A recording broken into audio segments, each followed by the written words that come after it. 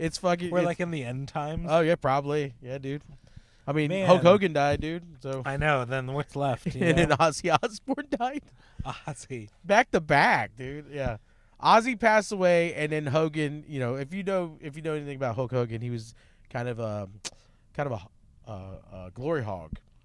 Yeah. Yeah. So people were like, it made sense that of course Ozzy died, and Hogan's And like, then Hogan's like, not yet, not just yet, brother. he's got to upstage him. Yeah. That's so funny. Yeah, because there's a term there's a phrase in wrestling called Hogan must pose. Oh, really? Yeah, and it's in reference to usually after a match, even if Hogan wasn't even in the match, somehow he would get involved in the match, and then at the end of it, he's posing, ripped his shirt off, and it's called Hogan must pose. Oh man, people must have, people must have hated him. Yeah,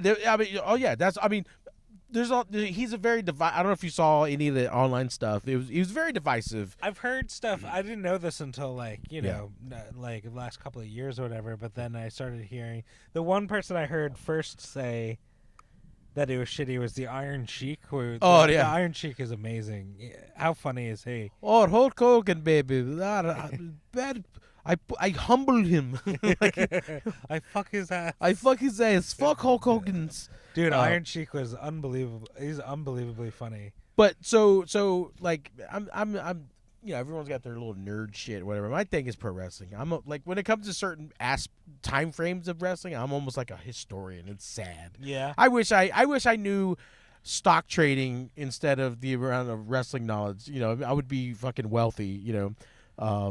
If I knew how to do stocks, or if I knew about finances, or if I knew how to fix a car, I would be a amazing mechanic for the amount of knowledge I have with pro wrestling.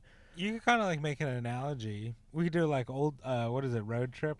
Yeah. Remember Road Trip? You teach them philosophy. Yeah. Through pro wrestling.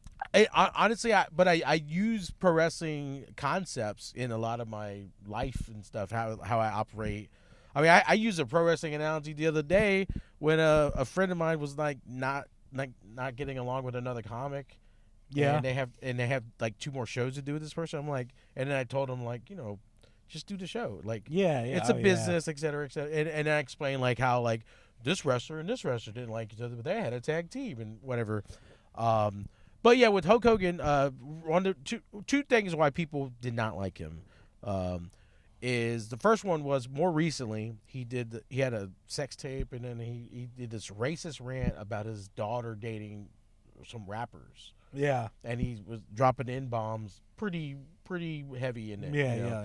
And like also he's from Tampa. Yeah, very true. Home state joke. But it was very matter of fact, and it wasn't like.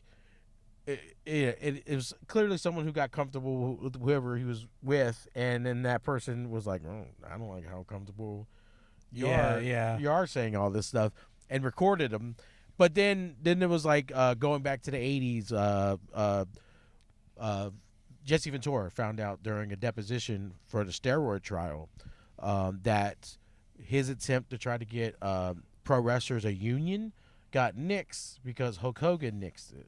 Oh. He ran to Vince McMahon, and the reason why was Hulk Hogan was making more money than anybody else. Oh, and he didn't want to mess. He didn't want anybody. Man. Yeah, and so what a snake, dude. He constantly, and then whenever he would renegotiate his contracts, he when he jumped ship from WWF to WCW, he renegotiated his contract where he had complete creative control. So he would constantly put himself in title pictures and all these different things. Yeah. Where it allowed him to keep making more money than everybody else. I mean, he was one of the biggest stars, but the thing is about any industry, any sport or athletic type of thing, you're constantly, you gotta have your stars, but you gotta build stars too. Yeah. And so one of the things that was killing wrestling at one point was these old guys that didn't want to let go. You know?